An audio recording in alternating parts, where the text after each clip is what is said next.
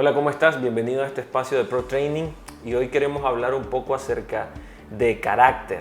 Muchas veces estamos hablando acerca de los dones, de talentos, de habilidades que Dios nos ha dado a través de su gracia, pero muy poco tomamos en cuenta la responsabilidad de formarnos en el carácter, y para eso quisiera conversar con el doctor Ramiro. Gracias por acompañarnos una vez más en este espacio. Es un gusto tenerte acá.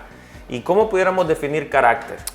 Antes de empezar a hablar de carácter, es importante saber que dentro de la personalidad está el temperamento y el carácter. Ajá. Entonces, el temperamento es heredado. Ya. ¿Y cómo uno puede observar el temperamento? Usted lo ve cuando están los niños. Hay niños cuando están tiernos que son bien agresivos, son impulsivos, y ya eso es lo hereditario. Mientras que hay otros niños que son más pasivos, más tranquilitos. Ese es el temperamento que uno trae.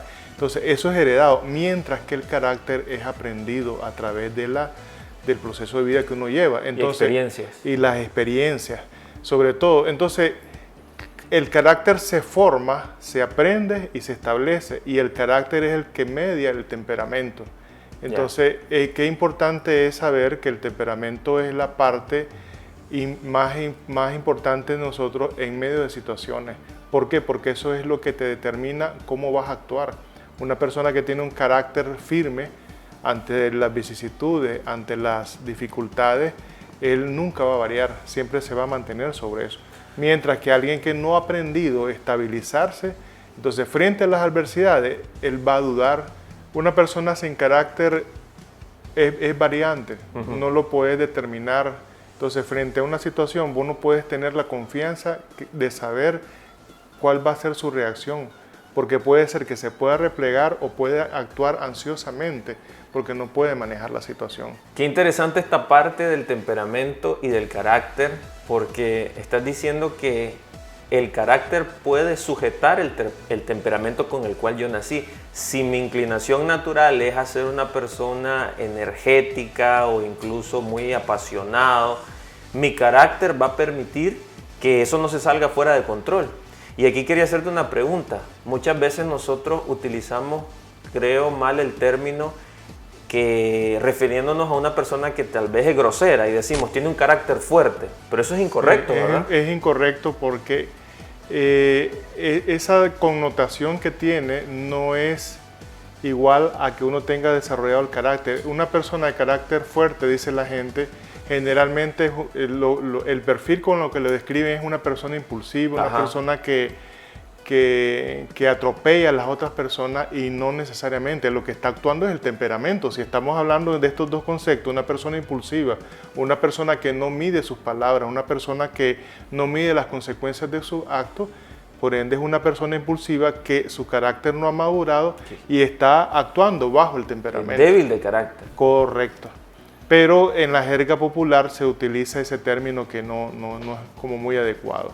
¿Cómo podemos formar un carácter saludable conforme a lo que nos enseña la Escritura, pero también aprendiendo a manejar nuestras emociones? Sí, y si nos vamos, me gustaría hablar un poquito sobre el origen de la palabra carácter, y es lo que se escribe o lo que se esculpe, de esculpir, de grabar. Y me gustó cuando empecé a estudiar esto, porque realmente el carácter es el resultado de lo que yo tengo impreso dentro de mi alma, donde están mis pensamientos. Entonces, cuando yo hablo o usted me pregunta, ¿qué podemos hacer? Es revisar cuál ha sido nuestro sistema de valores, porque el carácter está mediado por la inteligencia y el sistema de valores que yo tengo.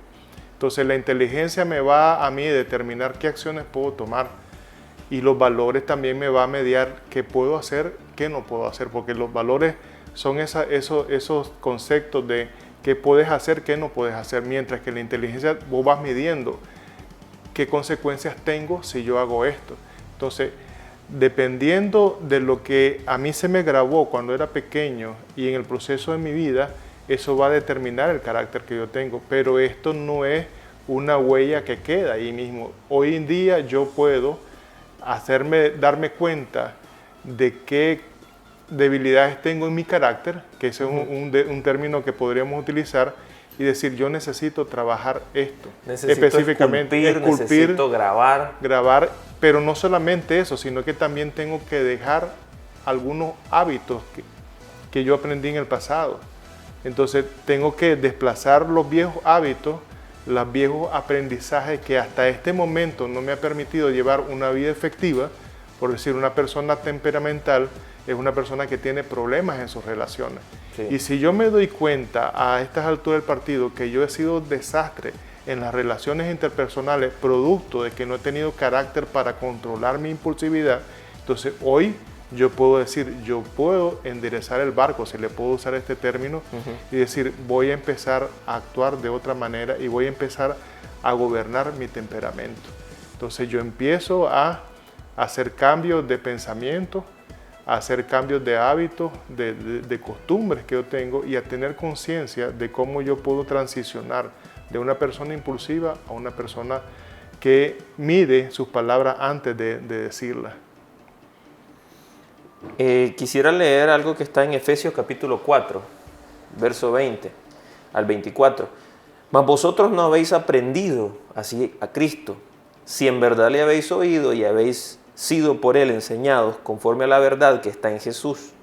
En cuanto a la pasada manera de vivir, despojados del viejo hombre, que está viciado, conforme a los deseos engañosos, y renovados en el espíritu de vuestra mente, y vestidos del nuevo hombre, creado según Dios en la justicia y la santidad de la verdad. A la luz de esta escritura, ¿cómo nosotros podemos desarrollar el carácter? Ya dijimos que el primer paso es hacer un diagnóstico. Yo me evalúo y digo, y debo identificar cuáles son las áreas en las que yo debo desarrollar o fortalecer mi carácter. Pero creo que este pasaje nos da mucha luz. ¿Cómo lo traerías a lo práctico? Todo esto que nos dice en el libro de Efesios. Es interesante que el pasaje empieza diciendo, no hemos aprendido o hemos aprendido así. Entonces te denota eso. Cuando uno empieza el camino del cristianismo, uno va emprendiendo las enseñanzas de Cristo. Y Cristo te enseña cómo uno debe actuar en el reino o cómo uno debe actuar como una persona que ha sido transformada en el Señor. Entonces se trata de cómo yo empiezo a sustituir la manera de vivir de antes y voy aprendiendo nuevas maneras de vivir conforme a lo que Jesucristo te enseña. Y si usted se fija, al final termina el pasaje diciendo, renovando nuestra mente. Correcto. Yo a veces cuando escucho esa palabra es como cuando uno, si alguien tiene una pecera y se ensucia el agua, uno renueva el agua. Y el fruto de ese renuevo es un agua limpia, un agua que puede ver más allá uno de lo que está ahí. Donde se puede desarrollar vida. Donde se puede desarrollar vida. Entonces, si utilizamos esa metáfora, ¿cuántas cosas que no me permiten ver mejor la realidad yo necesito limpiar ahorita en mi mente? Porque, vuelvo y repito, el carácter está formado por mi inteligencia y por mis valores.